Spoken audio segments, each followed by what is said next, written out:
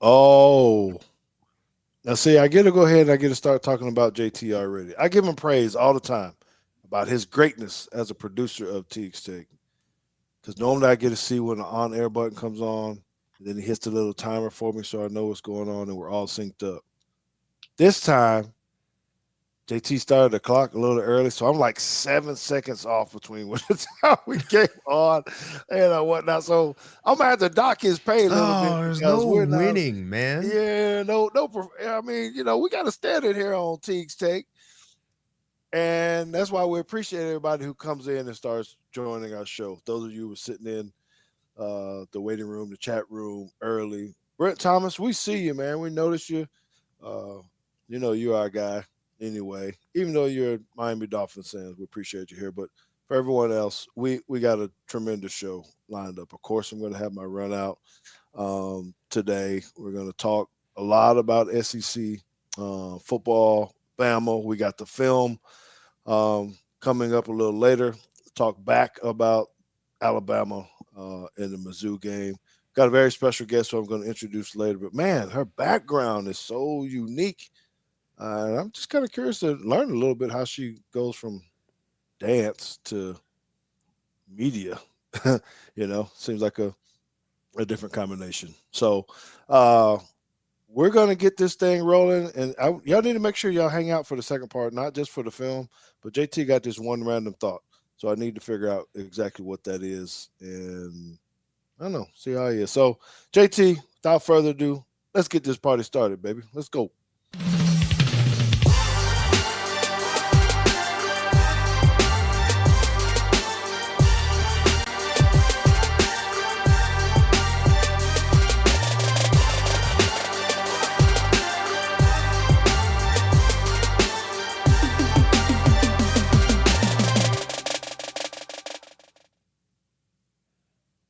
Yes, sir. We back. We back at it. Roll Tide, everybody. We're good here. And I don't know. I guess it's a very special moment when we see that little film come on. Anytime the Cowboys play the 49ers, I get a little extra pub because tend to show a lot on TV and all that kind of stuff. So, me and Terrell Owens are joined at the hip all the time. And much as he tries to get away from me, he can't. We are just stuck. They're going to be talking about this for a while. So he still won't talk to me, but whatever. Uh, it is what it is. So I know JT popped in here a little bit early. Maybe he wants to watch me when I talk about this. Whoops. Uh, two strikes. All right. So this is what we're gonna do. I wanted to go ahead and get into this run out for you real fast. I saw the Bama Standard down here in the room. Appreciate you guys for being who you guys are and what you do. Thank you for all the viewers and the followers who are watching on both channels. The Bama Standard is a great place to be. They are always bringing great Bama content. So hit those subscribe buttons on both channels. Give the likes, support however you want to, super chats, any kind of giving, sponsorships, all that kind of stuff. Make sure you're involved with both of us. So we really appreciate that. Now, what I want to talk about with my run out today is it's on the NFL side. It was kind of at first I thought I was going to go somewhere else until this stuff happened with Trayvon Diggs. If you didn't see it or hear about it, Trayvon Diggs came out of the locker room after the San Francisco game and confronted one of the media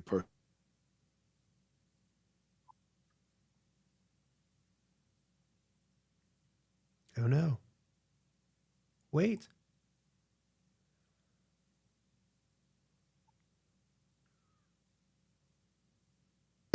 reporters shouldn't be, just demeaning guys and questioning them. They never played. They don't really understand it. So, um, I can understand that as a media side, but I can understand the player side too. That hey, why are you attacking me? Why are you trying to make me look bad on Twitter, or what you really take out of it? You don't really understand. So I got that part too, right? This is the part that bothers me about when Trayvon Diggs went back out to confront the guy. So I saw it, and at first I said, "All right," but then I realized he was still in his shoulder pads. He had all of his gear on. So I thought, wait a minute.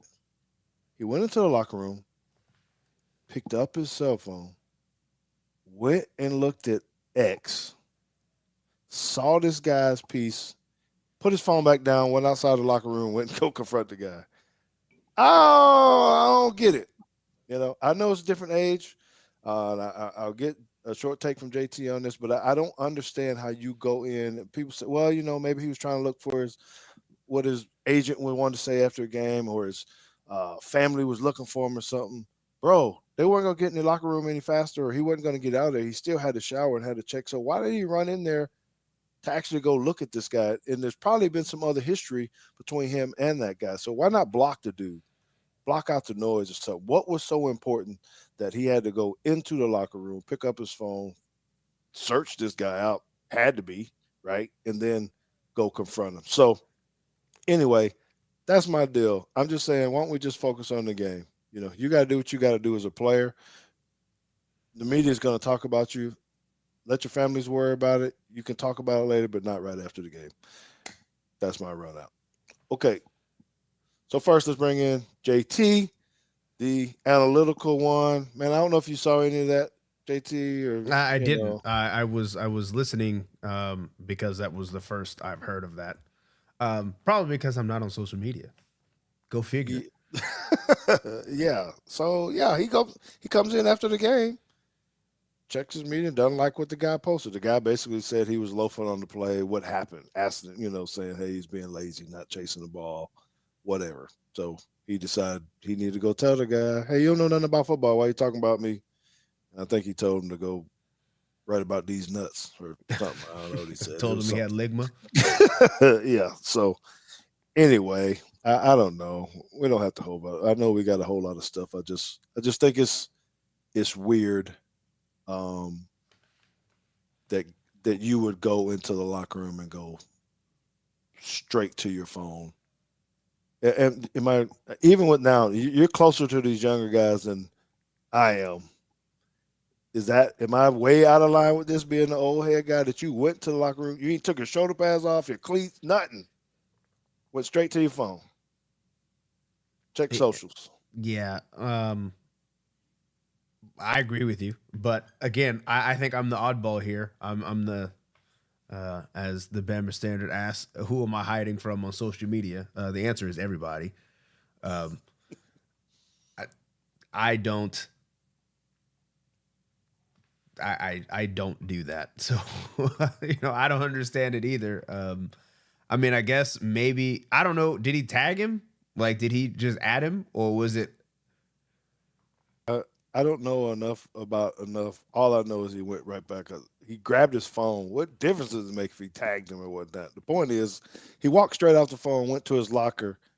I don't know what you did right after the game, but typically, I mean, the coaches got to talk. You got to do something. Yeah, everybody got to come in there. I got it. There's a little down period, but I just can't fathom not pulling my shoulder pads off, like Okay. Well, right away. all right. So Brent says he tagged him. So okay. So I'm gonna try to answer both sides of this. In general, I don't get it. The first thing I did after the game was not grab my phone. So there's that. The second thing is, if he tagged him, it probably just showed up on his lock screen like a text message, right? So you pick it up and it's just like right here, and he clicked on it and said, "Oh, let me go find this kid." I mean, that I can understand though. Like, you asked me a question and then you tagged me in it, and I know you're in the building, like you right there. So at the same time, I'm kind of like, look, if you have something to say, like, and you got media credentials, like, come find me. Come, let's have our post game interview right in front of the locker, like we always do. But don't tag me out in public and you don't want to say it to my face. I get that. So, it's on the one hand, I'd say I probably wouldn't have seen it to begin with. I probably wouldn't have my mentions on, so that it popped up on my phone anyway. But if I did and that happened, I could understand that reaction of like, dude, just say it. Just we right here. So last question then. So now he's face to face, and the guy asked him the question. is he supposed to answer? Is he supposed to give a real answer? He said, no, I'm right here. Okay, tell me what happened. I want to ask you these questions. What happened? Can you tell me what happened? Which he did do. And you go, you don't know me, bro. You don't do this kind of stuff. So it's just really just telling me stupid. I get what you. I don't want to waste a lot of time on this because we could. But who cares? I just think social media is just kind of dooming everybody. Mm-hmm. There's a lot of strong guys. I hate social media uh, gangsters. Talk all kind of tough behind the screen. Those are called keyboard warriors. Yes, and all kind of stuff, and they know they're not going to say anything to anybody about it. And maybe we'll talk about that a little bit later with our guest here. So I'd like to go ahead and introduce our our guest. I'm very very excited about this, and this is someone who have not met in person before. I kind of met through another Alabama graduate, and we almost end up working together, JT, believe it or not. So, this person who you're about to see comes to us from New York City by way of Atlanta, Georgia. Man, she grew up dancing, acting. I posted this in our alumni association. The director of our alumni association immediately knew who she was, so she had a great impact on it. She was a model. She went on to major in dance and theater at the University of Alabama. As an American Ballet Scholarship recipient, she did her fair share of performing, but it was at Bama where she realized she had a passion for the game of football. Man, you really see it like that, JT, where you can see people doing the dance and actually loving football and all that kind of stuff is kind of cool. But she ended up graduating and she became the first runner up to Miss Georgia and Miss Georgia USA, becoming a cheerleader for the Atlanta Falcons. I'm really kind of curious to understand about that. Maybe she'll give us a little bit of insight on how all this kind of stuff worked that came because of her dance background. Um, she was a calendar cover girl. She's appeared in movies, TV shows, music videos, all kind of award shows. And then after moving to New York City in 2014, she switched a little bit, right? And then became a on camera person, media, hosting work for Fox News, GTV, several different sports betting networks, sports betting. I think she's going to bring us some data today. We'll see on how that actually looks. Uh, so it was also she's been part of Sports Grid TV, and now this is where we almost met up. She has joined the Dallas folks here on the Southern Football Network and the Dallas Football Network Weekly. Let's go ahead and bring in another Alabama alumnus, Jamie Kelton. Let's get it. Let's get it. Yeah. Yeah. All right. Welcome aboard, Jamie. Thank you for being on, and we're so glad you're here to come talk a little bit of ball with us. Thank you so much for having me. I'm honored. We don't have a game this week, so I'm glad I could, get some Bama in me. Having to Yes. chat with you guys about what the seasons look like so far and what everybody is kind of doing or not doing this season. It's just absolute madness. Yes, yes. Well, we've been looking forward to it too. Thank you very much for accepting the invite and coming on to spend a little bit of time with us. So before we actually get into football, I know everyone's going to want to know a little bit more about your background. So hopefully you can kind of, first of all, just tell us a little bit how you got into dance. Because most people that dance, they start when they're right out the womb. Yeah. I guess is how'd you get into that and how did it lead you to the University of Alabama? Yeah, like everybody else, I was 5 years old when I started dance classes, ballet, tap, and jazz. And I did all of the things in middle school. I swam year round. I played basketball, which I was horrible at. I played volleyball, which I was even worse at. And my mom was like, you have to pick one going into eighth grade. I picked dance. And then that's really where I finally found that fire for it. And I always went to private school, private Catholic school. And I was like, I want to go to a big public college with football, with Greek life, um, but where I could also dance as well and get that, artistic expression out too, in addition to all the fun social things and finally being a part of a big football program. And Alabama was the perfect fit. UGA didn't have a dance program. So I was looking at a lot of random schools, and you guys, this is going to be so surprising, hopefully after our time together, but I knew literally nothing about football before I went to Alabama. Like nothing. Like I was an Atlanta Braves fan. And like my dad played golf, so like I was into golf kind of, but I knew nothing about football. I didn't understand it. And the first time I walked into Bryant-Denny Stadium, I was like, oh, like God lives here. Like it was a transcendent, like alchemical experience that went on in my brain, from being this super girly girl to then wanting to know everything there was to know about football. And I kind of just went to school on it and became a sponge, and it made sense to me.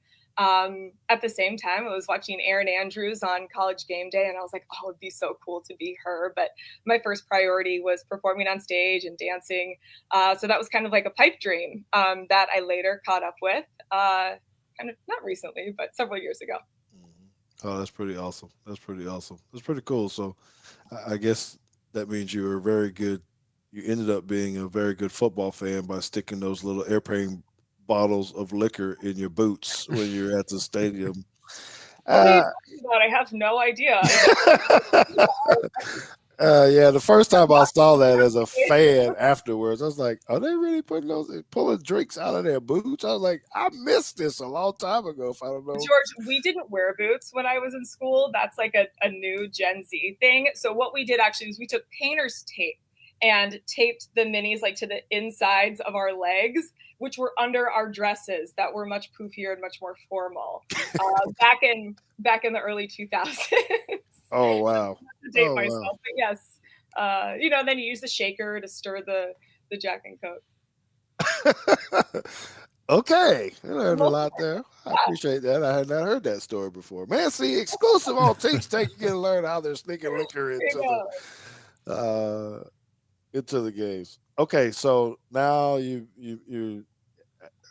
how do you end up with the Falcons and being a cheerleader there? And how long were you there as a cheerleader, by the way? Yeah, I actually only cheered for the Falcons for 1 year, but when I was in college, the Dallas Cowboy Cheerleader Show, the CMT version, premiered, and I was watching it every single week. And I was falling in love with football, also dancing, and I'm like, wow, what a great gig! You can literally dance on the field while watching the football game.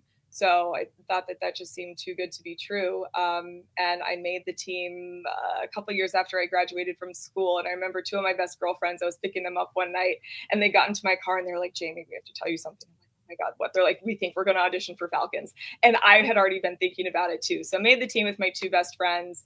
It was so much fun. Yeah, it's glorified volunteer work, as I'm sure you guys have heard. It's not a very lucrative endeavor. It's, volunteering with rhinestone booty shorts. But it was so much fun to be able to perform in front of, 70,000 fans and watch the game from the best seat in the house. Okay. So do you consider yourself a Falcons fan then, or who's your pro team? I know you're Roll Tide till you die, but what about pros? Yeah, I am a Falcons fan. I also do a Cowboy show with the Dallas Football Network. My dad is from Texas, so I'm half Texan naturally by blood anyway, so that doesn't feel too unnatural. But I don't live and die with the NFL like I do with Alabama and college football. But yeah, if I were to pick a team, it would be the Falcons. So we got to set the tempo for the rest of the show. Who's going to win the game this week between the Cowboys and the Falcons? Then what's going on here? Yeah, we know who's going to win the game. Maybe I should say who you're rooting for. Then we were talking about that earlier when we did the Dallas show. I think Atlanta is a 2.5-point favorite, and the game's at home, so even Vegas isn't even convinced that Atlanta's going to win. You get those 3 points being at home. So I think the Falcons are due for a game when they do Falcons things. It's so interesting. They've been winning in the same way that they traditionally lose, which has been something new and exciting that I've gotten to experience this year. being a Falcons fan. But I think this is more of a must-win game for the Cowboys than it is for the Falcons. It seems like the NFC South is pretty wrapped up, more or less. So I think this one is going to mean more to Dallas. Dallas also plays tremendous on the road, with the exception of San Francisco. Last week, they were undefeated on the road, so they'll be comfortable there. Atlanta fans, they do like the swag surfing thing, and that's cute and all, but they're not necessarily an overwhelmingly daunting, loud crowd. No offense, Falcons fans, but I got you. All right, well, appreciate that. Let's go ahead and start getting to some SEC stuff. Y'all good with me to go ahead and start moving on? Because we probably could talk to her all night about a lot of this other stuff as well. But we want to get some of your takes. I want to get both of you guys' takes on a couple things. And I want to start with, let's just go broad. First, thank your cousin or our cousin for the $2 super chat. Yes, sir. We appreciate you, Monica, as always. We know that you love the show. You support us all the time. And send people to the show all the time. We thank you. And I'm sure she got a little excited because you started talking about the Cowboys too, because he's a huge Cowboy fan as well out in North Carolina. So thank you, Monica, for that. Check on your sister or your cousin Consuela as well. That you should do that probably tonight. Okay, so let's talk a little SEC. And I want this from both of you guys. I'm gonna start with Jamie first as our deal, because the rankings are out. We've had all this hype about a whole bunch of people and whatever. What about Texas A&M? Are you surprised that they're sitting on top in the conference? They're 5-0. Georgia's 4-1. Texas 3-1. Tennessee 3-1. LSU 3-1. Then Bama at 3-2. So, are we really surprised at this? Because nobody was talking about them at the beginning. Yeah. Jamie, what do you think? Yeah, this whole year is one big surprise. So am I surprised given how this year is going? Not necessarily, but I think what begs this question, George, is two things. Number one, the randomness due to Maslow's hierarchy of the SEC in general, and two, that it seems surprising given the setup of Texas A&M's schedule. And I want to talk about this a little more. So what I mean is that I think we can all agree that there's a hierarchy in the SEC, and where every team is in that lineup. And Texas A&M, as a rule, since Johnny Manziel, has not really lived at the apex tier of the pyramid. A&M is like Ole Miss. They're in that mid-tier. They're one of those good spoiler teams. They're never in contention for an SEC championship. Besides that one 2020 season, which almost doesn't even count because they had to play Bama the second game of the year and they lost. So they were kind of out of it before they were even in it and didn't even control their own destiny. So whatever, it's fine. So there's that. We're surprised because they're not usually there, number one. Right. Number two, their schedule hasn't been set up for any of their wins to look impressive.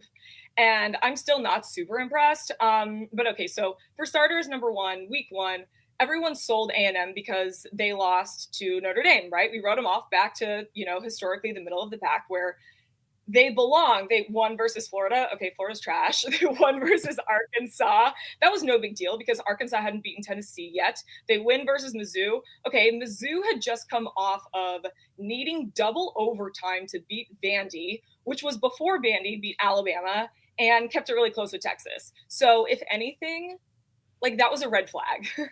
Mississippi State win, trash. And LSU was the first in both perception and reality, a big win. So they've been really sneakily flying under the radar to everybody who probably isn't a Texas A&M fan. They got some big tests coming up this weekend at South Carolina and at Texas rivalry week. So I'm excited to see what happens. Yeah. JT, do you think they beat South Carolina? Is this They should tell all? They're not favored by much, I don't think. But they're favored, right? Yeah, I think. Yeah, well, I mean, there's no reason that they should lose to South Carolina other than they choke, I guess. But if we just expect the two teams to show up like they're supposed to show up, A&M should win this game. There shouldn't be. but maybe one loss left on A&M's schedule to me. Texas. Yeah, Texas. So they have South Carolina, New Mexico State, Auburn, and Texas. So, like I said, on the rivalry weekend, we'll see how that goes. Okay, well, I don't know what to think about Texas A&M. I just don't like them, so it doesn't really matter what I think about it. That's why You're so underwhelming. you guys are a whole lot more analytical than I am with that kind of stuff. It just JT knows me. His mother and I are always talking about whether or not the Texas A&M should have either been in the SEC and all this kind of stuff. I work with too many people that are Aggies, so I never have anything good to say about them. I just think once they tried to buy everybody and it was a total failure, that Well, to answer your original question, though, am I surprised they're at the top? I'm surprised they're at the top alone.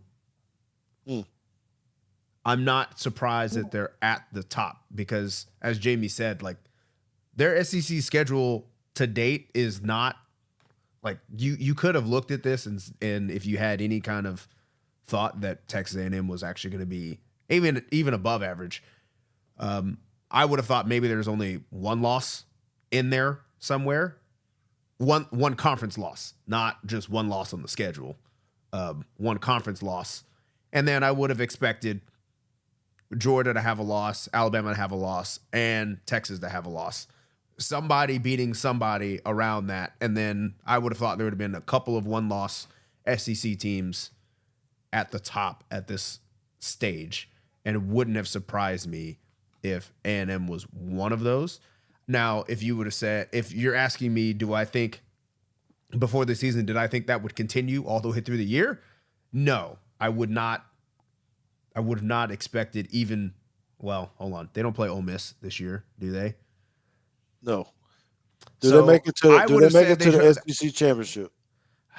I wouldn't have thought so. No, because there's no divisions, right? So I would have thought that they would have 2 SEC losses at minimum, probably 3. One of those being to Texas, and I would have thought that loss to Texas would have been the one to do them in. And that still may be the case. If Texas doesn't lose and Georgia doesn't lose, then if they lose to Texas, then it's a done deal. They get bumps. Oh, God, that's wrong. That's wrong. Okay. Let's keep going. I know I asked you a question, but let's skip it because I want to hear y'all thoughts on Vandy. You know, they beat us, and then they put a battle in with Texas, who's ranked very, very high. How good are they for real? Are they somebody that should be really thought of as really good, or just have an outstanding year? What are your thoughts, Jamie, on Vandy, and what are we going to see out of them the rest of the year? Yeah, Vandy for me is dangerous. Okay, which is like so weird to say. Because when you think danger, you think like sexy, and Vandy as a brand is like the antithesis of sexy. Is it? So I think this one is like even like so crazy to talk about because Vandy has never had success. Period. Okay, they have never had a 10-win season. Like, comprehend that for a second. They have never, in their history of existence, ever had a 10-win season. Like, it would be less surprising if we were like, how good is Boise State or Rutgers or Hawaii or like Stanford, right? Because I'm like dating myself there, like kind of like because they were the good schools that had like their moment in the sun, like when I was in college. They've been there before, but like literally in 134 years of existence, Vandy has played in 10 bowl games. So it's like, what are we even talking about? See, you didn't have to do Vandy like that. That's wrong. Well, real quick, so Brent Thomas true, with right? With the $2 super chat. Quick answers from everybody. Will A&M beat Texas? Yes or no? No. I don't think so. I still think Texas is one of the better. Yes or no? I can see it. I'm not an on the fence kind of girl. I can see this going both ways. It's in College Station.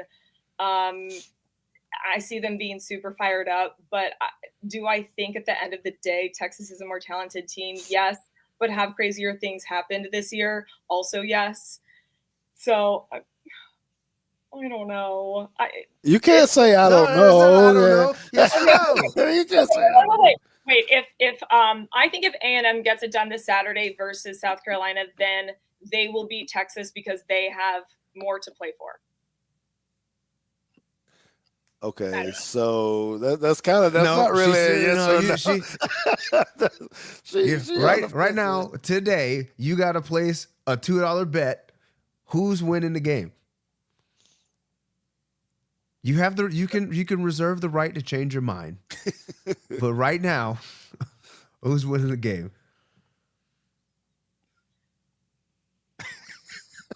We're laughing because she tried not to ask. Okay. My head says A&M. My heart says Texas. Let's go Texas. Okay. I think Texas is going to win the game. I think this is the script writers are in. It's going to be a close game. Texas A&M is going to need this game to get into the playoff, and Texas is going to rip their heart out on Kyle Field with like 30 seconds to go, and A&M's never going to hear the end of it. I think that's just the way it goes. I don't know who I want to win that game, but I think stranger things are going to prevail, and Texas is just going to find a way to get that one out. It's going to come to which donors had the most money to pay the refs off for that game. That's what's going to happen. But anyway. Check in on time. Yeah. Okay, so you kind of alluded this before. I want to. We got to keep moving on. All right. So are we done talking about Ole Miss? Is that old news? Are we finished? Are they done? What do you think, JT? Oh, let me look at Ole Miss's schedule real quick. Because what do you think about Ole Miss? There was so much hype about them in the beginning, and but they only win 9 games. That's just what they do. They win 9 games. Well, they're not even in the top half of maybe closer to the top half of the SEC. I think have they lost 3 already? Yeah, they lost to Kentucky, LSU. So they've lost 2. They're 2-2 in the conference. Yep. They should beat Arkansas. They should not beat Georgia, and they should beat their last 2. So I don't know. I won't write them off just yet, just because this is just one of those seasons where you never know who's going to win any of these games anymore. Apparently, this is probably the most wide open that the SEC's been, at least since I've been alive. And outside of Georgia, they got a pretty favorable schedule, I think. As far as just the teams, the location's not great. Having to go to the Swamp, but I don't know. I feel like they can. I feel like they can win 3 out of these 4 games. They got Georgia at home though. They do. They do get Georgia at home. So, what are you saying? Hype train is still good then, Jamie, or no? I think it freaking should be. I mean, those 2 losses, guys, were by 3 points each. That missed field goal versus Kentucky was heartbreaking, and that overtime touchdown again was just they should beat LSU. Excruciatingly painful. Yeah, this is not a bad team, and I don't think we should be overlooking them right now at all. They also had 4 cupcake games in the beginning of the season. So they only have SEC games left. So if they're down, 10 or so in SEC rankings, just because they just haven't played as many games as the other teams, they need to beat Arkansas this Saturday. And I think it would be super sweet. Lane's pissed right now. Lane is pissed that they now don't have a night game at stadium for their fans. He's furious. He's on one. And I love Lane on Fire. I think he's just going to be take no prisoners right now. So I'm looking forward to not only the Arkansas game, I think they're going to give Georgia a run for their money. 100%. Cannot wait for that one. Oh my gosh. I don't know. I like all the hype surrounding Lane. I think he's great on social media, JT. I think it's funny and he's always stirring up some kind of stuff. But man, he tends to fall short all the time, seems like. So yeah, I think they're still a good football team and that they are still should be considered a contender, as both of you had said. They probably shouldn't write them off. But Yeah, it's I gonna mean, like be I said, they I think they win. They're a 9-4 team, and they got. I'm giving them 3 games, which would be 9-4 okay. So who's or gonna win the 9-3. SEC? Sorry. Who's gonna win the SEC? Jamie. Who's gonna win it now? Right now. You're gonna be mad at me. You're never gonna invite me back. That's fine. But I plead the fifth here. I think again, there's gonna be saying trying to call who's gonna win the SEC this year is like trying to call who's gonna win the SEC in like 2029. Okay, I think it's going to be absolute chaos. Like, you guys know, like that Charlie conspiracy meme from like It's Always Sunny in Philadelphia, where he's like with all of the things on the board, just like smoking the cigarette like nuts. That's what is this. Like remember in was it 2011 when everyone who needed to lose like somehow lost and then we made it in the playoff? Yep. I'm not saying that's going to happen like in support of us this Wasn't year. that the year that Ole Miss threw that thing backwards against Arkansas, and then or Arkansas threw that lateral backwards against Ole Miss, and somehow ended up winning that game? Do you remember this? Yeah, on like 4th and 24 or whatever. You're like, what is going on? Oh Jesus! Well, I know she's trying to skate out of that because she don't want to say that. But I know we're going to answer this question and say this. I think that it's just I'm still going with who I picked in the beginning. I think Texas wins the SEC. Bama fans will hate that and all that kind of stuff, but that's just the way I felt even from the beginning. Okay, so it could change as we start getting down to it. I think when we'll talk about Bama here in a little bit on how they play against LSU could alter it. Okay, and a little bit. Guys, all right. Is it just my anxiety, or does this year seem so much more dire? Like, it's because like you can afford a couple of losses. I feel like these teams are losing games and being like, okay, well, it's like not the end of the world. It's like when you have more money, you spend more money, kind of a deal. Yeah. Yes. I don't know. I think everyone might tighten it up a little bit more next year. Not like they're going into these games wanting to lose, but it's like, it's okay. We can still make do even if we lose. I don't know. And now I think everyone's in like scramble mode, or at least the fans are, or at least I am. Oh, well, let's talk about those fans in a minute. But let's ask this question. Yep, $10 super chat from Thunder the Barbarian in the UT A&M game. Which team will have better QB play? Roll Tide, y'all. Oh. Okay. I think a lot of our Texas fans out here in Texas might get mad at us if we don't talk about the Longhorns and their Quentin Ewers being around from here, or Quinn Ewers, and I like him. I don't think he gets enough credit. It's kind of like our people with Jalen Milroe a little bit. You always want the other guy behind you. Keep hearing we got to put in Arch, the other Manning, or that kind of stuff. I don't. I'm going to go with UT on this. I just think he's still seasoned. He still has some stuff. He's making some play. He's finding a way to come back and do things, all the things that we want to have from our quarterback. So I'm going with UT with the better quarterback play in that game. Same. Okay. Yeah. All right. I hope Mr. Thunder, you're not a A&M fan and that we went the wrong way with you, but that's how it is. Okay, couple more questions. So we just talked about who wins it. Jamie, are you going to bow out on this saying whether or not Bama makes it into the playoffs or not, or are you going to plead the fifth on this one too? God, I hope so. I hope we make the playoffs. We cannot make the playoffs. Guys, watch us beat LSU and Oklahoma and then lose to Auburn. It's time for one of those years. Why would you even speak that into existence? Don't say that.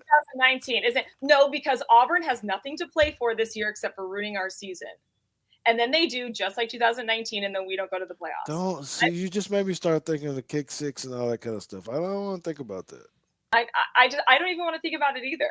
But I feel like we're gonna get hyped up for LSU like we did for Georgia. We're gonna make a statement, and then I don't know. You getting a lot of no's. You're getting some booze in here, man. You get some booze, Jamie. I don't think. Listen, I'm not saying that's what I want to happen. I'm not saying that's what So I think is Ron, going to happen.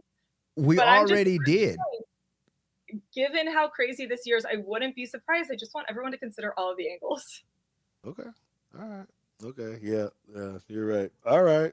JT, do you want to answer that? Nothing is off limits when it comes to the Iron Bowl, especially an Auburn team that has nothing to play for. I'm saying we're getting in. I think their season is made if they beat us. I think just the way the football gods are, first Iron Bowl, we're gonna piss everybody off again by getting in. And the best. It warms my heart. When just getting in is gonna piss everybody off. And I need some of that in my life right now just to make some other fans mad because I'm catching too much heat about the couple losses that we had. So, JT, what do you think? I think so too. I mean, Justin Summerlin is kind of saying the same thing that I was thinking, is that the committee is actually going to re-rank these teams anyway. And I think since they're going to re-rank, they will have a total, like that Vandy loss is not going to look as bad anymore as it did when it happened. Right. So Texas. I think that'll be okay. Let's see what this is. When is the committee's ranking? Is that like next week? I don't know when they start. I hadn't paid attention, honestly. I just don't want to be too high, too fast. No, I think they're. I feel like it's always the week before LSU. Yeah, I feel like it's going to be this. Yeah, okay. Everybody's in the chat saying Tuesday. So yeah, there you go. Next Tuesday. Yeah. I think they can make an argument that they're better than Indiana and Ohio State, or not Ohio State, Iowa State and Clemson. And probably Notre Dame. I mean, Notre Dame has one loss, but like, of course, that loss was like, it's still NIU. Like NIU hadn't been coming close to beating teams. Losing NIU at home, I think, is still going to hurt them. So I'm feeling all right now. Okay. They just got to take care of business. Jamie, are you okay with the time? I know we kind of held you over a little bit. I got nowhere to be tonight.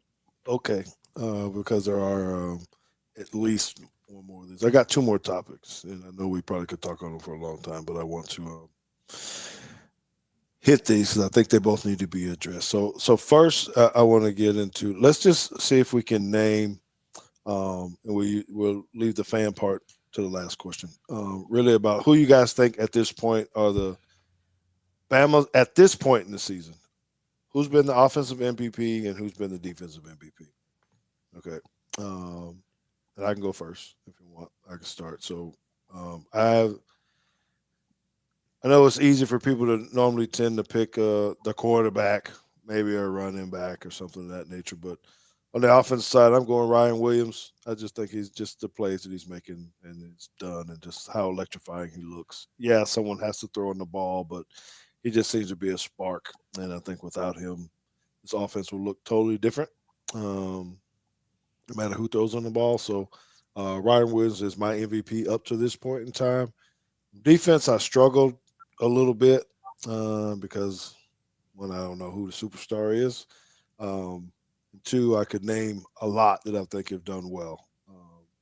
Some may say Malachi Moore or Tim Keenan or LT Overton, Justin Jefferson. I don't know. I'm going Jahad Campbell on defense as my MVP for defense at this point. All right, JT, and then we'll let Jamie bring it in. Offensive MVP, defensive MVP. Oh, I mean, geez. Offensive MVP, I would have said Ryan Williams too. I mean, I just think if you remove him off the field, you've opened up yourself a whole host of problems because that's like the one guy out there that you're terrified of. I don't know about defense. I really don't. Yeah, so you got, we I can't don't let you off the know. hook. You let Jamie off the hook. I You got to think- throw one out there. If I remember correctly, I think Tim Keenan is the one that has graded out the best. Yep, number 96.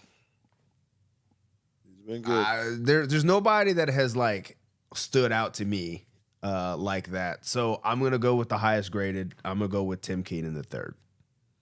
All right, fair enough. A lot of folks in the chat are saying LT Overton. 22. On it. Jamie? Yeah, we're 3 for 3 on offensive MVP. Guys, I think the saving grace and gold star on our season was beating Georgia. So we got to go Ryan Williams for his like sick body control Spider-Man like touchdown catches he made in that game. He's obviously been tremendous in all the games, but if he wasn't on the field during that game specifically, I don't think that it goes the way it did. For defense, this one too was hard for me, and I think it all comes down to personal preference. Do you prefer a pick or a sack?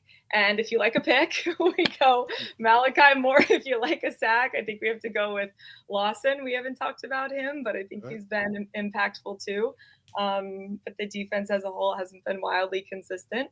So except for last Saturday, which was exciting. So hopefully they can keep that going down in the bayou. Did you just pick two guys on defense? She did. Yeah. Yeah, She gave you two criterias and then gave you two people. oh man, we You want the red pill or you want the blue pill?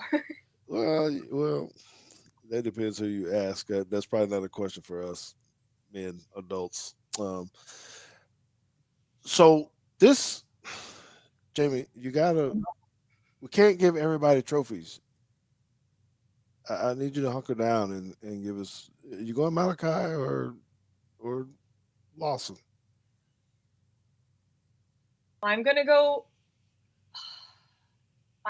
Lawson because he didn't have like a toddler hissy fit on the All right. That's why. Yeah, he got disqualified from my MVP for that too. He did. So, He did. I got it. He lost the crown because the hissy fit. You can't be doing that. All right, last topic, folks. Speaking of hissy fits, Before the film. Last topic before the film. And you're welcome to stay for film if you wish, by the way. But, okay, so JT and I kind of talked about this last week and all this kind of stuff, and we don't have to spend a lot of time on it. I just want to, there's so much loud talk, negative talk from our people, Bama Nation. Not about anything in particular. I don't want us to get into anything in particular, but do you think our fans are on point with what they're saying or overreactive, spoiled, whatever it is? So I want you guys to give me an adjective on what you think that our fans are right now and tell me why you're using that word. JT, you first. Hold on. What was the Give me how are you describing our fans? I need an adjective. Are you saying they're spoiled? Spoiled? Are you saying there's something else? Okay, and why? JT says spoiled. And why? Well, I'm trying to find a softer word because there's another word that I want to use, but it's too harsh. Is it how you feel though? How I feel? You just don't want to be. No, is it how you really feel about how you want to describe us fans, or is this? Or are you trying to be nice because you're on the podcast and you don't want a little column A, little column B. The word I want to use is delusional. That's not harsh. I think it is. But if you say no, then sure. I mean that's the word that came to mind first was delusional. Because somehow,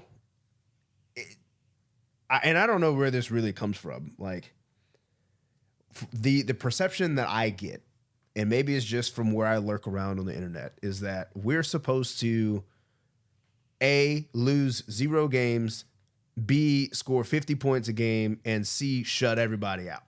And if those things aren't happening, we suck, apparently.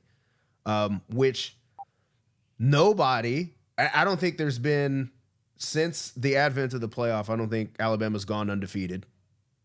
Even winning a national championship, they haven't gone undefeated. In 2020, they did, right?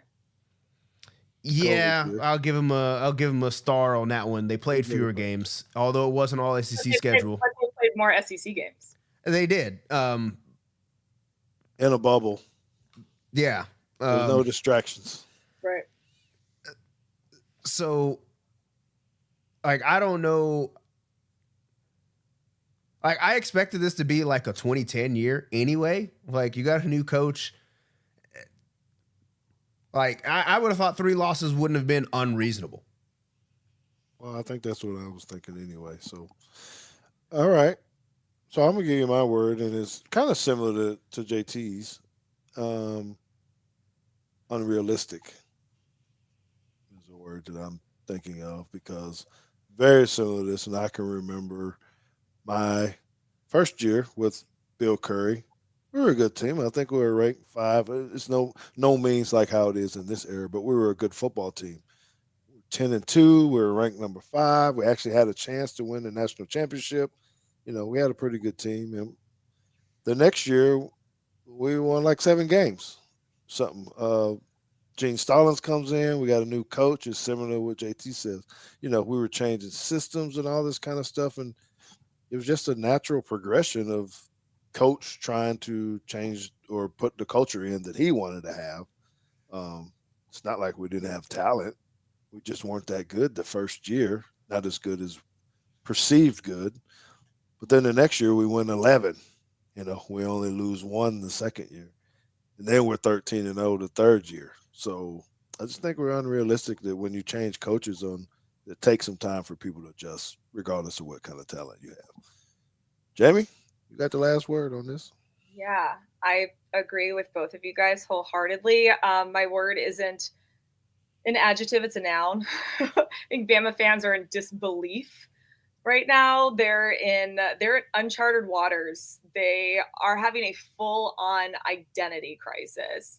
They're just like, it's like almost like running into a brick wall a little bit, right? It's like Dorothy, like when she shows up in Oz, except the opposite because like Oz was awesome.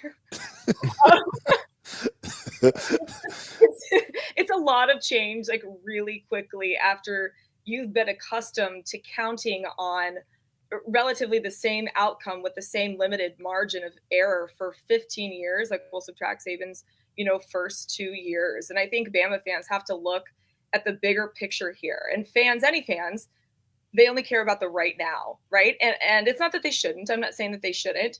But I think Bama fans at this point, we need to adjust our lens with this. You think about it. We had no tip off that Saban was leaving. That was just like affronting in and of itself, right? Getting a new coach, and then it's losing to Vandy, and then it's the t-shirt, and then it's like so much change so quickly after we've been accustomed to the same kind of, style, brand, rhetoric, messaging, outcome, results for, almost 2 decades. It's like getting used to a whole new way of life, right? We were like superhuman. We were like a god amongst mortals, and now we're not. It's like, have you guys seen Hercules? Yeah. I watched it last week. Don't ask me why. So random. But like, right, like Hercules, he's on Mount Olympus, right? Hades brings him back to Earth, and then he becomes mortal again, and he has to go through this big fight to get back to Mount Olympus. And, like all of that to suggest, like, do I think Bama is going to get back to Mount Olympus, and are they going to win another national championship? Of course they are. Not this year, but they will. Do we think DeBoer is the guy to do it? Yeah, I do. I think we made the right choice when we hired him. Do I think it's going to be as consistent as it was? No. Is that because Saban's not our coach? No, it's not. We changed the rules of the game, and they don't allow for what we had put together at this point in time. I think unless we're like, at least we get like 3 to 5 years into this, where these coaches and these new like general managers and everybody have really figured out how to work this system in a way that maybe allows for that. Even then, I still don't think so. But the last thing I'll say, guys, Bama fans, though, you guys must exercise some self-awareness and stop reacting so thoughtlessly, impulsively, and emotionally to all of this. Like, I can literally tell you how your marriage is going by how you're reacting to the state of Alabama football this year. Everything you need to know about who you are as a person by what you're saying about our football team. So just think about that. All right. Well, very well put by our very special guest, Jamie Kelton. We appreciate you for everything that you have said and done and bringing the fire to the show. You guys need to make sure that you follow her, become a fan of her on all of her media platforms. She on IG, she is J.E. Kelton. Am I saying this right? J.E. Kelton. Get on there, man. She puts up a lot of great content things there too. You also need to go ahead and watch her and start watching what she's doing with Southern Football Network. They're on the social media channels as Southern Football Network, I think. That's right, and Dallas Football Network. So she's being able to talk sports, be behind the screen to talk, so you can get a little bit about what's happening with Dallas football for you NFL fans, but also she'll dive into some of the SEC stuff and other things too, and other topics as well. So it's really cool to see and watch her continue to do her thing out here in this media world. So round of applause for Jamie Kelton for being who she is and what she does. And he is now a Teagster. We thank you very much. So thank you so much. A Teagster. Wait, I love that. Yes. You are a Teagster. I'm gonna put that on my resume and in my Instagram bio. That's right. Yeah, please do. Like Roll Tide #Teagster. That's right. You'll be welcome here anytime. We'd love to have you back on in the future and come bring the fire again. So, everybody, we're going to take a small break. I know you guys have been talking about this film and wanting to get into it and see it. And I tell you what, I know we went long on this, but I know you appreciate it just to be able to hear the insight of what Jamie has to say with this film. There's some good. There's probably more good. Anytime you win 34-0, you can't help it. Anytime you shut somebody out, there's typically more good. There's good. So everybody's going to look for something. There are a couple on there that we can give some coaching points on what we do. It's not to destroy anybody, but there's a couple things I still think we can get better on. And JT can talk about that as he's coaching. And when you play well, there's still things you can get better at. All right. So we're going to take a short break. Jamie, you can dip and be gone, or if you want to hang out and watch film, you can too. That's really up to you. All right. So give us 2 minutes, and we'll be right back.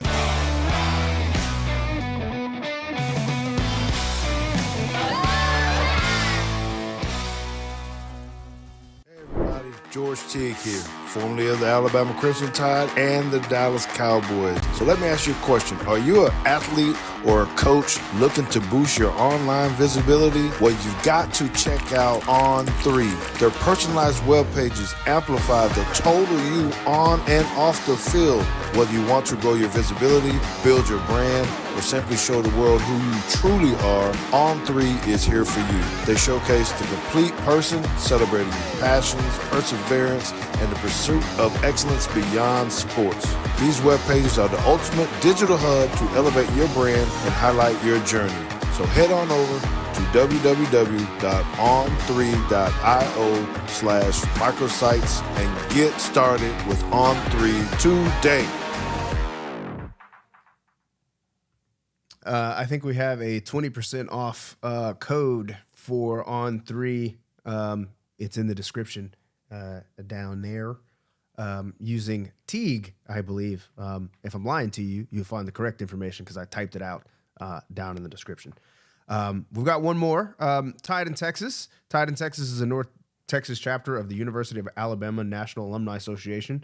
Their mission is to promote the university in North Texas and raise money for their 10 endowed scholarships. They accomplish their mission through hosting Bama athletic watch parties, philanthropic, and social events. Their next event is their first annual chili cook-off on Sunday, November 10th at Blackfriar.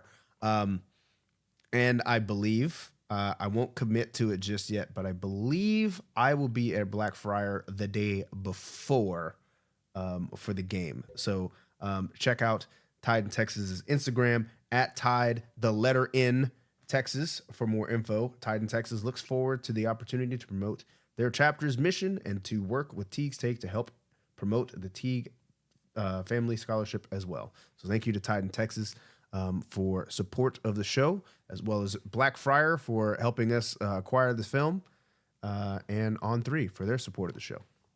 Yes, sir. Yes, sir. Appreciate it. Thank you. Job well done. Well, let's get into this. I know we had the one random thought, but let's do it in the middle between the offense and defense. You done Okay. with that?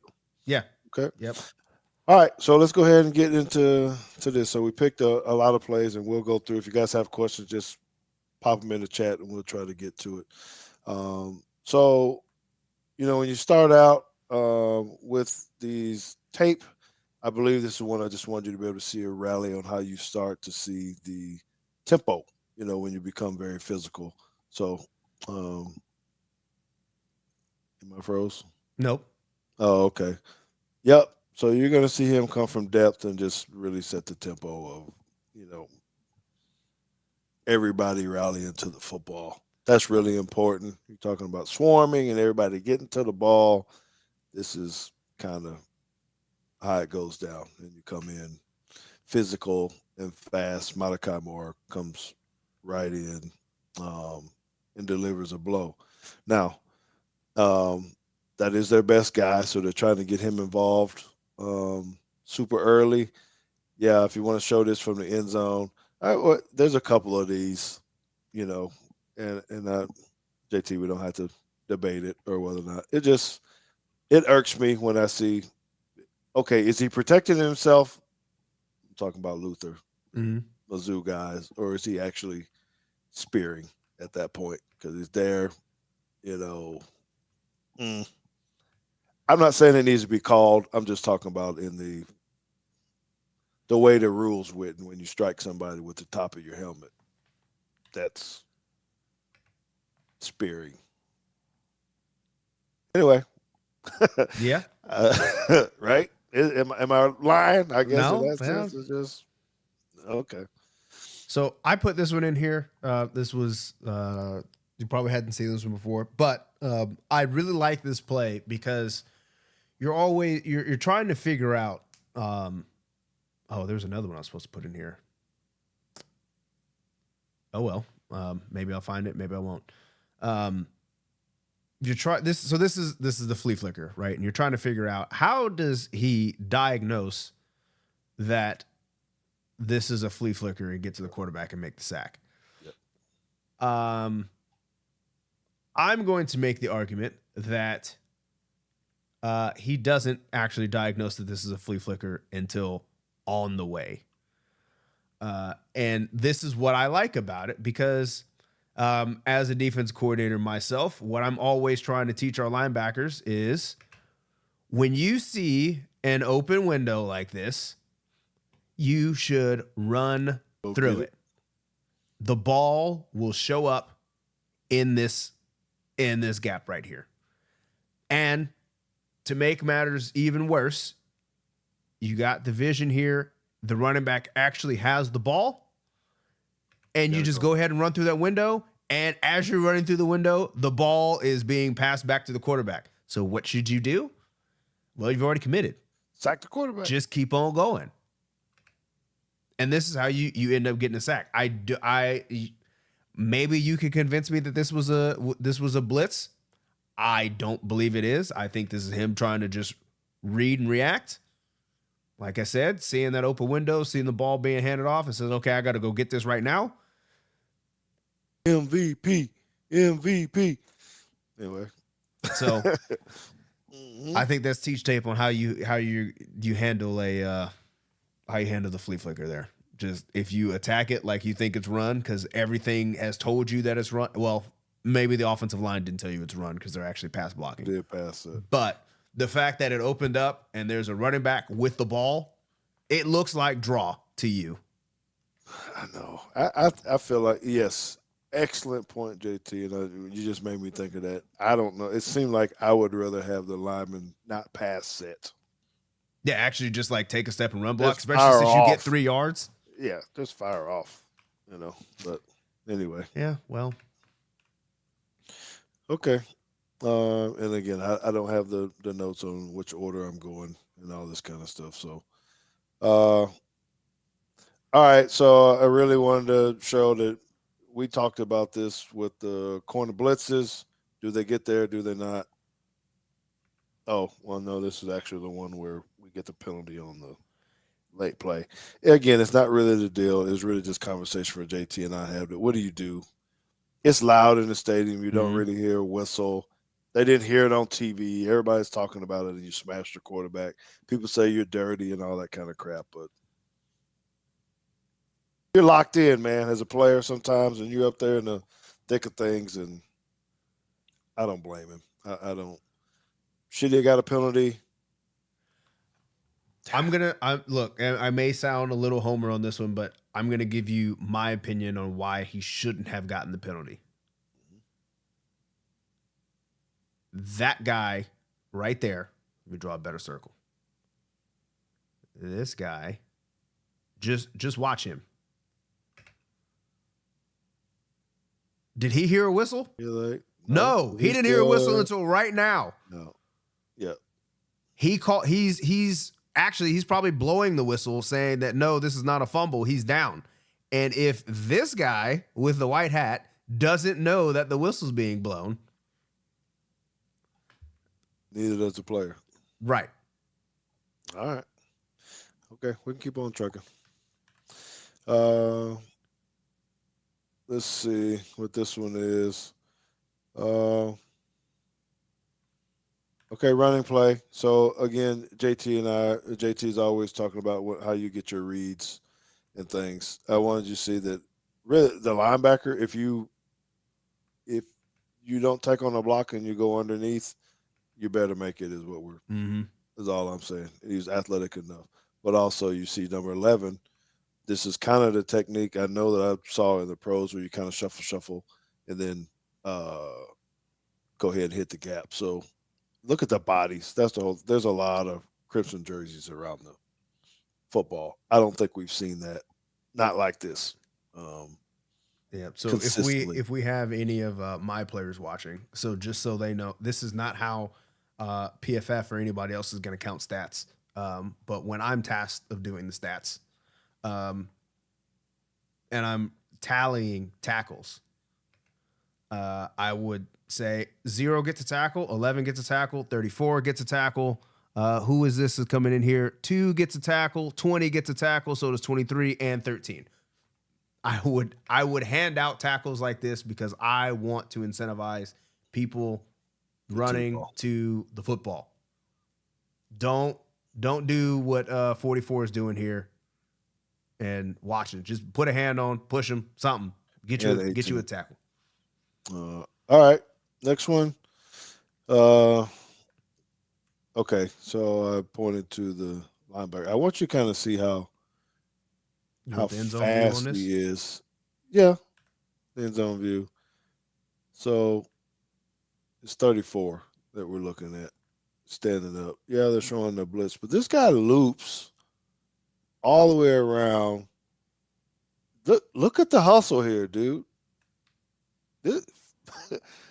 I mean, I was just kind of. You see how fast this dude is? And he went around and got on his horses, and bro, that's getting after it. You see, Coach getting him a lot of love. That's what you want out of your players. Effort. Okay.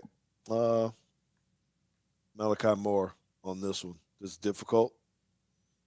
I don't know if you would call this man-to-man, JT, from how he had to play from the beginning. He was up. I think it ends up switching to quarters. I think he's just got too vertical. So, yeah, it turns into man. And No. What do you mean too vertical? The other guy ran it under. Oh, you're talking about from – you're taking the the outside receiver. Yeah, I'm saying this guy goes in like this. He's got number 2 vertical. Oh, I'm sorry. I thought you were saying two verticals. You were saying. Oh, no. The number Yeah. 2 receiver, I think he is responsible for any vertical from the number 2 receiver. Got it. Great play. I know the ball hit him in the head and trying to figure out why he didn't turn around and all that, but I just think it's difficult to play that because he could have ran a corner route, Mm-hmm. And that's extremely hard to get to, especially when the corner doesn't sink. He chases the China or the under. All right. Let's see what this one I got here. Have to let it run a little bit. Defensive end play. All right, the defensive end on. Are you looking at the screen on the right? He's playing his gap responsibility is actually inside of number 76 or 86. So we call that a 7 technique. Have we ever really figured out why it goes 7 inside? But I did. I did figure out why 7 is inside, a 6 is head up, and a 9 is outside. Would you like to know the reason? Sure, let's do it. That's what Bear Bryant said one time. And at that time, he was the best coach that had ever been. So he said it was a 7, so it's a 7. Okay. I mean, 2-4-6. I get the 2-4-6, but it seems like it should be A 6I and a 7. Yeah. Now I have run across some defense coordinators that will just call it a 6I and a 7 so that kids can just once they can recognize the pattern. Not ask the questions like, why Right. the hell did you get to 7? And you got to tell the whole story about Bear Bryant. Yeah, but I mean, the story is because somebody said it was, and it is. So that's good shut up. parenting. That's good parenting right there. Well, I got to do that because I said. And so, and I'm sure that's exactly what Coach Bear Bryant said. yeah. So I just happen to like this technique. I think it's good because really there's nobody out there. If he doesn't make this play, I mean, I shouldn't say nobody's out there. He's got a little bit of running room to get there. And so, someone was talking about LT Overton. That was a great play by him. All right. Pick. Only thing I had to say about this, JT, we always talk about running to the near sideline. He got a lot of blockers over there. Mm-hmm. Yeah, there's a wall of white over there, but I think if he sets up some blockers, he probably kind of weaves through it. Those are all linemen back there and the quarterback. So you got 5 linemen, a quarterback, and 1 running back. There's probably only one guy that's really going to tackle you, and it might be the running back. Maybe, depending on how tough he is. But instead, he starts cutting back left where there are no blockers. So now everybody's all in disarray. Yeah, because now you actually have to just break angles. And I feel like the only person, maybe there's 2. Coincidentally, they both wore number 17. One of them sat in front of us during the Alabama-Georgia game. This is the only 2 that I can think of that could have possibly made it here and scored. That being Jalen Waddle and Kenyon Drake. If you're not one of those guys, you probably should just go ahead and hit those near numbers and let these guys try to part it for you. Yeah. So great play, easy pick. Glad he caught it and get up, but stay up the near sideline. That's all I got on that one. Okay, good communication.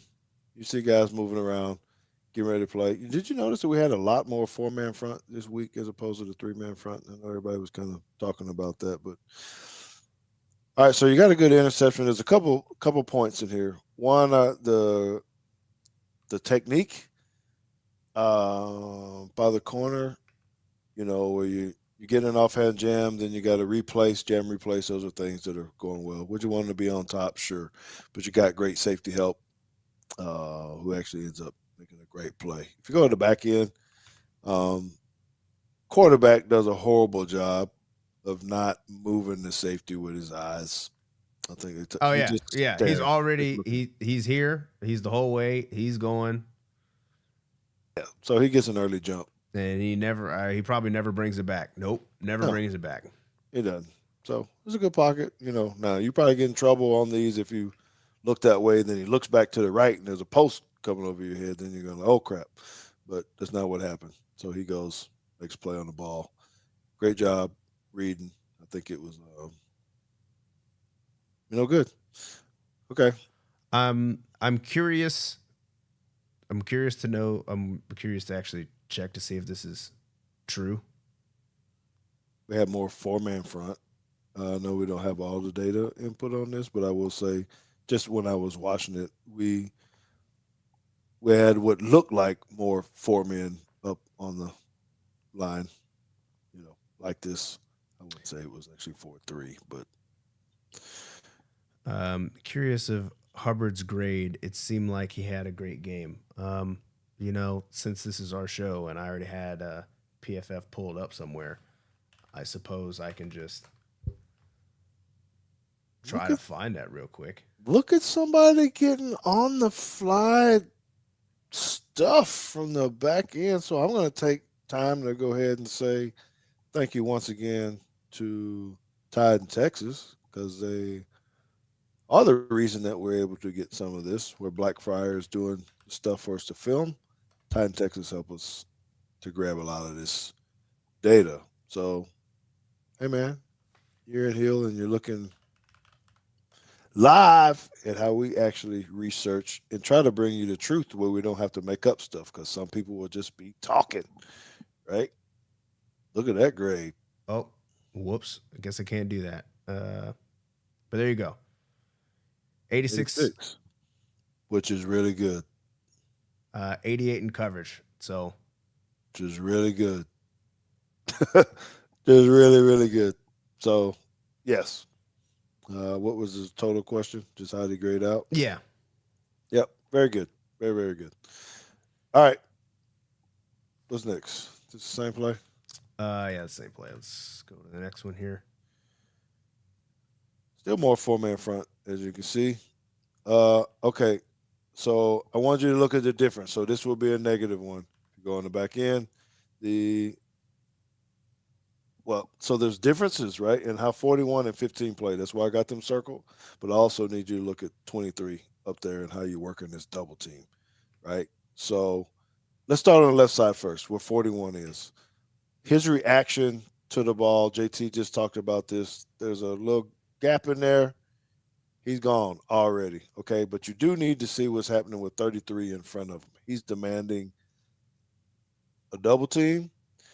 41 can help 33 by going right now to try to pull one of those linemen off of him. Am I making sense with that, JT? Mm-hmm. I'm saying that too.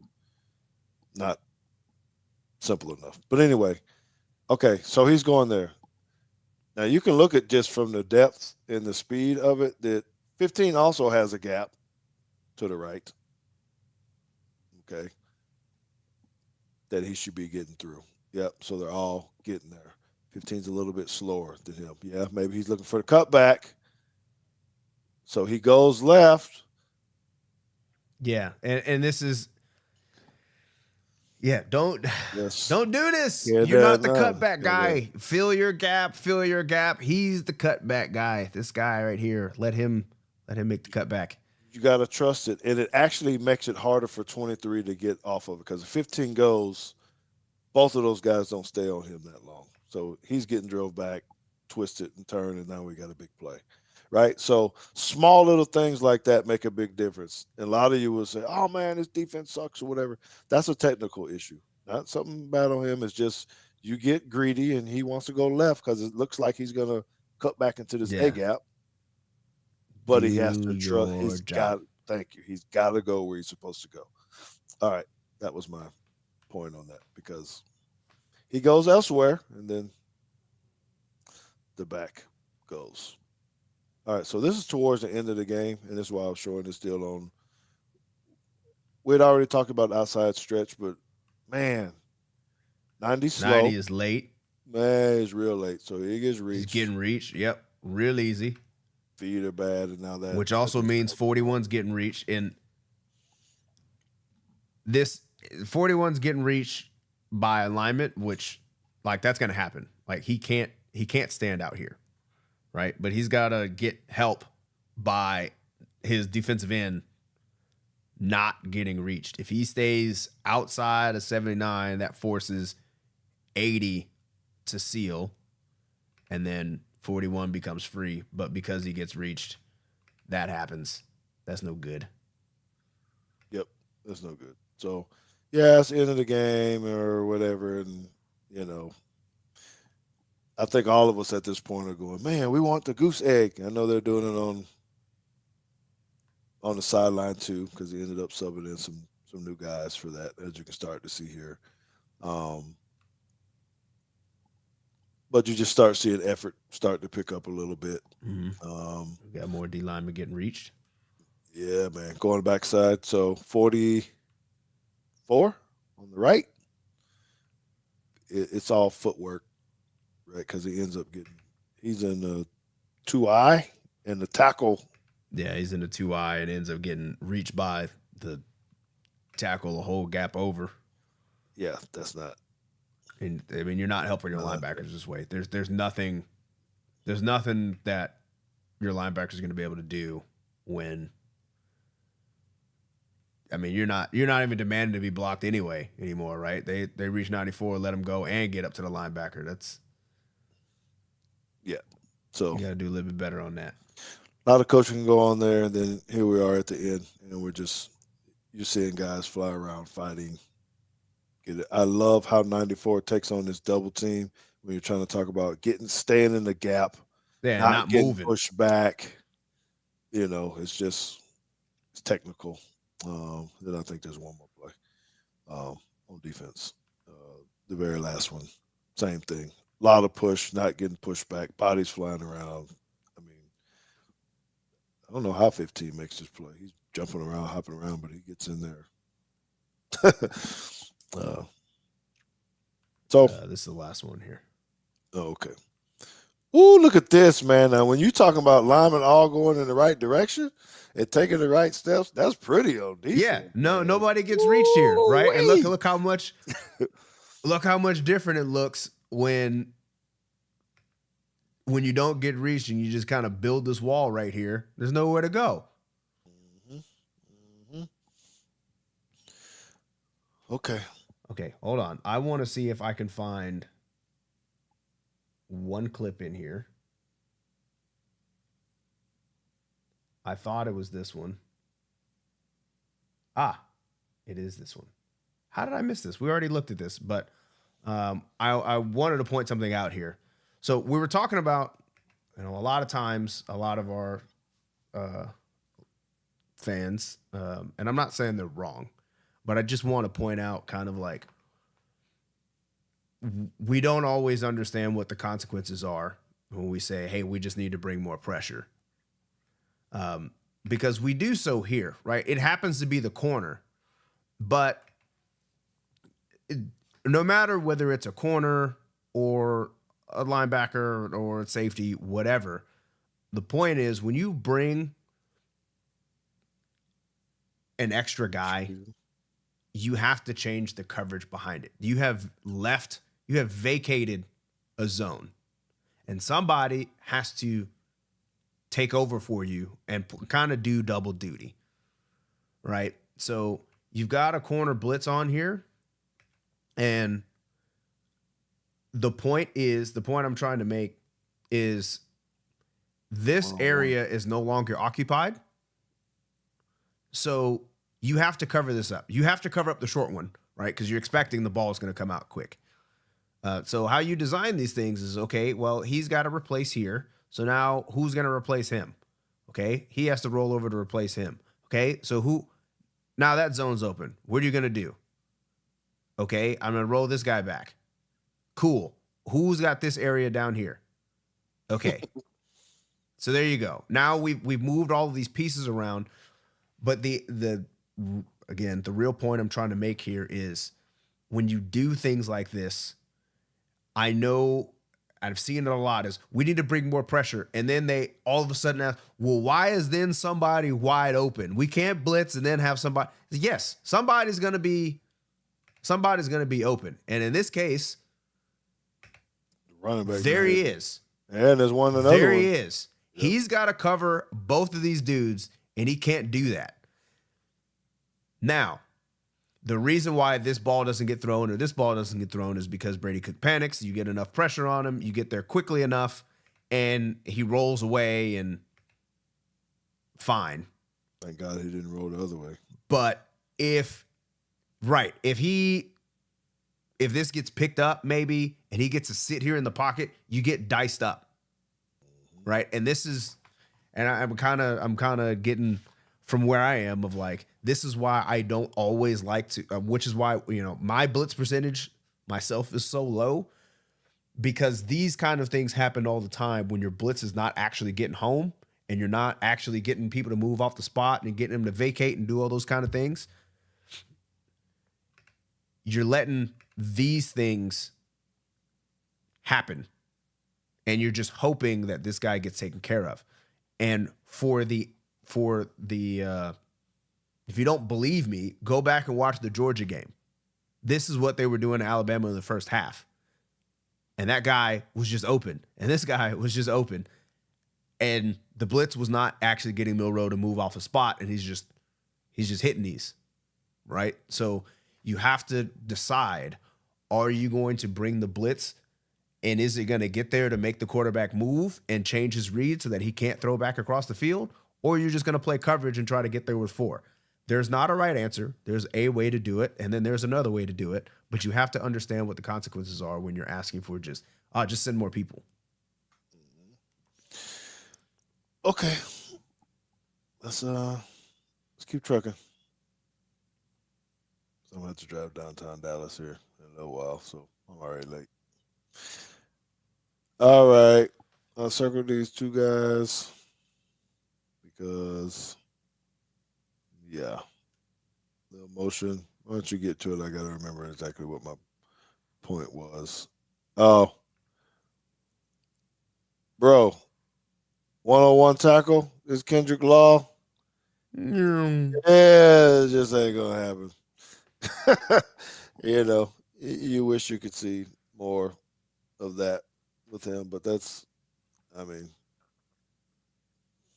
don't know what they're telling him in the film room right now, but he just can't reach out. Yeah, I was gonna say the only thing I'd be saying is touch you somebody's hand. You gotta close space. You can't don't stop.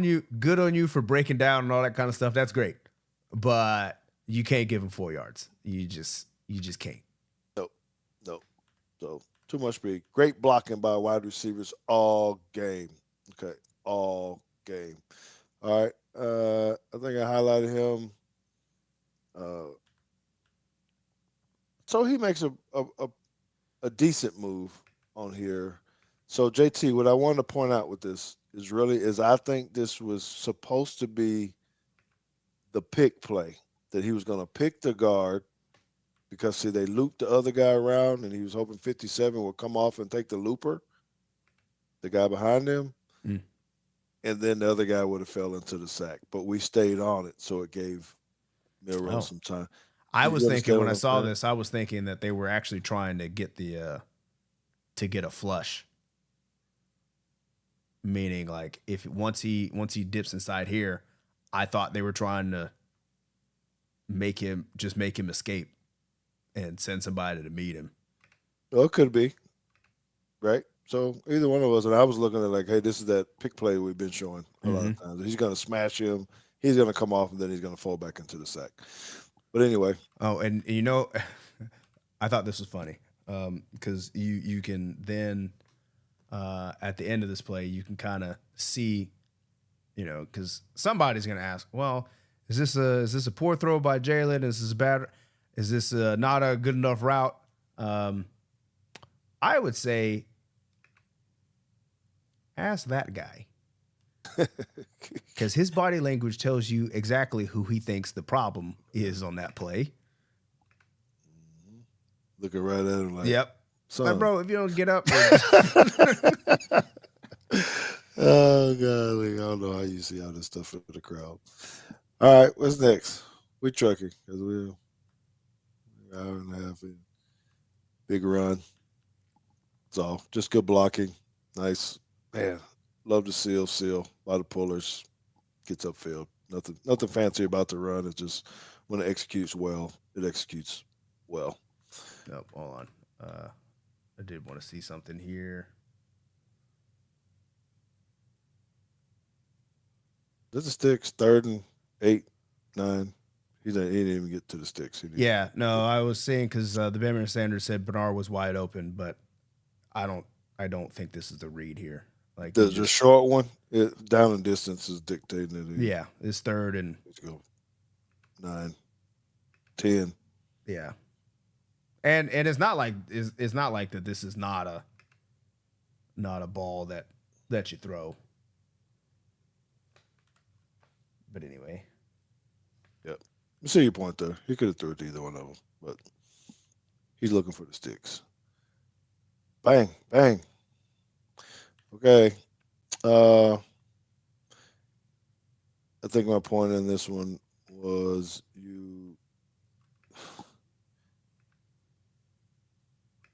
your angles. If you 72, the center here. You got to go in. You got to go into the line. Because once he dips under.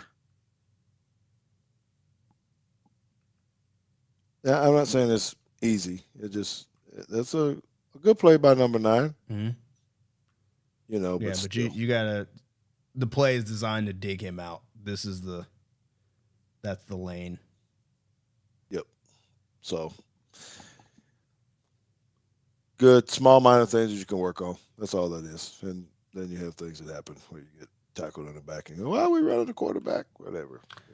Yeah, because I mean, it's the right read, right? You can't hand this off. He's upfield. That's not a. But if you can, and actually I hate see that's him that out. one play we hate anyway, where the puller's going the other way, and how many times do they hand it to him and he gets tackled for a loss? Yeah, every single time seems like. But anyway, all right. So now we're in empty. Stood in the pocket.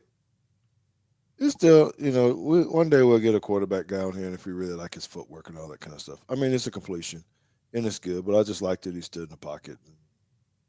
He didn't bail early. Offensive linemen, they've struggled with pass protection. If you look on the right or the right tackle, so it's to our left, you probably want him to be a little stronger at the point of attack, so he's just not getting bull rushed like that. But, nevertheless, you got a big completion. Okay. So we started talking about JT on who is Milroe actually looking at and what is he actually looking at pre-snap, right? Just go back because you see it in the game all the time. They're in his ear. They're telling him to play or whatever, and then I don't know if you can go back a little bit more, and it might be a different play. So he's looking to the sideline. So there started becoming a discussion of did someone else start calling the plays later in the game that he was looking. I don't know if there's any truth to it or not, but he's looking over and he said, they had to change up some stuff. So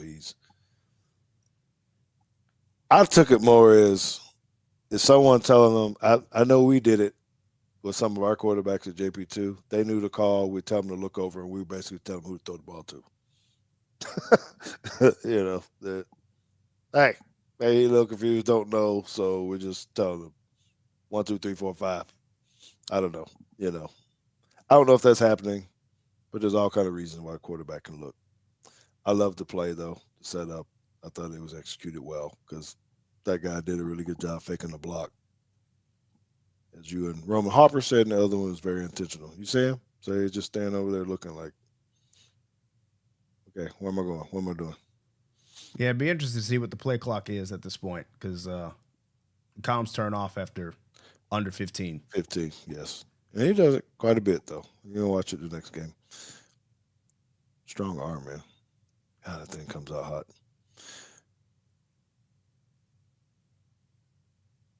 All right. See the technique that he throws his ball. It gets out there, but I don't know if I actually like his footwork. That's the one thing that's just kind of. I mean, you got a little Pat Mahomes stuff in there. But Ryan Williams, the way he's juking people, is probably good on the back end. You can see him. She was talking about Jamie was actually talking about this finesse and dancer like stuff. This stuff that he does, just skirt, skirt, skirt. I mean, it's smooth. Nothing fancy there. Just a little love for him. Oh, there we go. Hey man, we talking about being physical. It's the only thing I want to see. Just Get out the way. come on, get it away. Remember, nice work. Nice work. Good footwork. I think we just had a solid game. Hmm. You know, Mizzou was ranked. They're bringing some pressure again here. He missed him, JT. The guy was wide open. Yeah, man. Then it probably goes back to footwork again. Yeah, you don't even have to rush this. I mean, that's a big miss. Yeah, he looking like what? Come on, man. So I don't know. Got to keep working on the accuracy, or else. All right, more passing. I love the route. Maybe you want to talk about it, just the patience of it, because it takes time. You have to go back. I want you to I want you to look. So it's the guy that's going in motion. His route that he actually, so he's on the outside of it. Yes, the patience that he has and the setup that he has. Slade Bolden kind of talked about this before. He probably got a two-way go because now he's getting ready to stop. And he just torches the guy. And great throw, and now you're off to the races. I thought he was gone, actually. Surprised he let that guy tackle him. Okay, nothing there. What else? Oh, running game. Is this duo? Boom. Get some push. Yeah, man. Them big guys up front doing that thing. The center and the guard. I like to see. Check out 74 in his eyes. That running back, he runs away. He don't want no part of 74. I don't know where he going. He don't want no part of that. He just, I don't even know why he would go over there. Yeah, because his secondary key, like I understand he sees this, but the secondary key is telling you that ball's going that way. You got to be able to see the whole picture. All right, and then that's the other one. And then Said, Forrest lost. are we spearing or are we not spearing? Is the question. Since I brought it up the other way, you know, it never gets. I shouldn't say never. It has gotten called. It just irks me. It's a pet peeve of old George Teague that when running backs duck their head and they punish guys, because I know if they stood tall and we ducked our head and just blast them in the chest with their head down, Yeah. you might get Wait, tossed. who was this that fell over at the end here? That wasn't a ref. I think You sure? There's their black pants, man. Oh, okay. Yeah, I just saw this and I was like, wait a minute. Oh gosh. All right, Ty Simpson. We're at the end. This is really the show. Give a little highlight, a little love to number 9, because he gets skinny and finds the hole over here on the left. You got a new squad in. They're working. I don't know. Yeah, talk about getting skinny, like for real though. I don't know. I got through there and makes a nice move, and he's skate 8 out the gate. So I heard people talking about, garbage yards. Most of the rushing came. If you watch the whole film, yeah, we did get a lot of rushing on this last little series here, but we were running the ball very well against them for the most part of the game anyway. So 270 yards rushing. Maybe we had 90 something of it there, man. So you're still at 100, almost 200 yards rushing, Okay. So was that it? Yeah, that All was. We could do that all day. So, hey, man, JT, I think we're in a good spot with all of it. I think that was a big win for us. Yes, Missouri, they were banged up. We heard all that. They had hurt quarterback. They didn't have a starting running back. You know, whatever, all kind of stuff. I think it was a solid performance and something that you needed to have, particularly going into a bye week. Guys are getting rested up. You got a big game against another ranked opponent this week, and I think this or next week.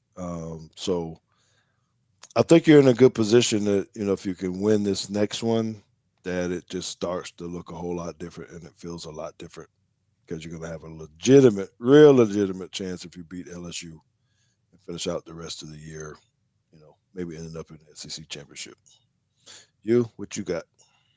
Yeah, I mean, you still need a little bit of help, but you got to be able to put yourself in a good position, right? And you got to take care of business, and good things usually follow after that. So even if you're not in the SEC hunt anymore, you can still get into the big dance. So you got 3 conference games left. I think 2 of them are bigger than others. Oklahoma doesn't particularly scare me that much. They've got a freshman playing quarterback right now.